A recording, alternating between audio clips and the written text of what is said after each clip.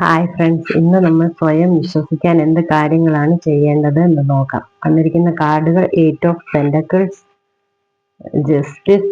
അടുത്ത കാർഡ് വന്നിരിക്കുന്നത് സ്ട്രെങ്ത് ആണ്. നിങ്ങൾ നിങ്ങളുടെ ലക്ഷ്യത്തിലേക്ക് എത്താൻ കഠിനമായി പരിശ്രമിക്കുകയാണ് എന്നാണ് 8 ഓഫ് പെന്റക്കിൾസ് പറയുന്നത്. നിങ്ങളുടെ കഴിവുകൾ വളരുന്നു. ഇപ്പോൾ ഉപേക്ഷിക്കരുത്. പരിശ്രമങ്ങൾ ഫലം കാണാൻ സമയമായിരിക്കുന്നു.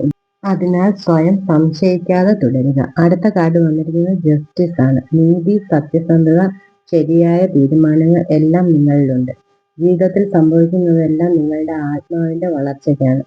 സ്വയം വിശ്വസിക്കുക, കാരണം നിങ്ങൾ ഇപ്പോൾ ശരിയായ പാതയിലാണ്. അടുത്ത കാർഡ് സ്ട്രെങ്ത് ആണ്. ഈ കാർഡ് നിങ്ങളുടെ ഉള്ളിലെ ധൈര്യത്തിന്റെയും കരുത്തിന്റെയും പ്രതീകമാണ്.